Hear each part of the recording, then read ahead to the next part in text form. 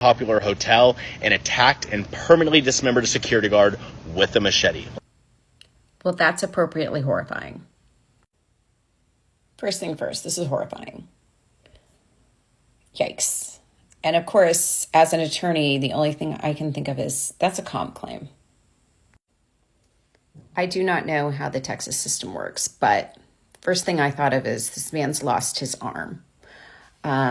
And it reminds me that we have a very weird system in Georgia for determining a permanent impairment rating, which is one of basically the three main prongs of workers' compensation in Georgia, which is weekly income benefits if you're off work or on light duty and they don't have it for you, an impairment rating, and medical treatment.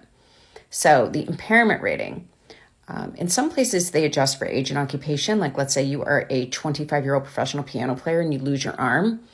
That's going to be hugely costly to you, more so than, I'm trying to think of something, I mean, everyone needs an arm, but let's just say some sort of profession where you could maybe dictate or something like that. And you're 60 years old, so you have less of work experience or less wage loss happening. California adjusts for age and occupation for an impairment rating. Georgia does not. So hypothetically in Georgia, if you lost your entire arm, how will we calculate that impairment rating? First thing first, you've got the code OCGA 349263. Right here, arm is maximum weeks of 225. So let's calculate.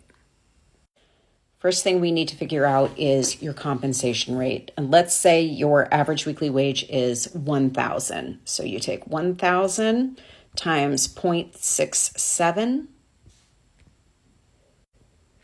And that comp rate comes to $670 a week.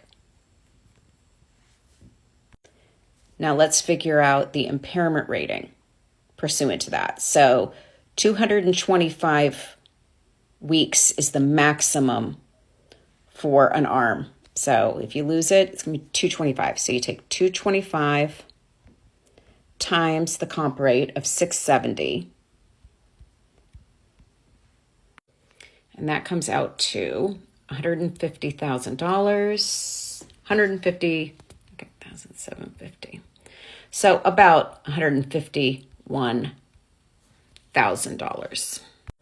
Obviously, a person would get more things, and included in that would probably lifetime care for prosthetics and replacements, which are very costly. But just for the permanent impairment rating, that's what someone would be looking at. And the thing that's really interesting in Georgia is, like I said, it's the same whether someone's a piano player and they're 25 or someone who is about to retire at like age 64 and doesn't use their arm much.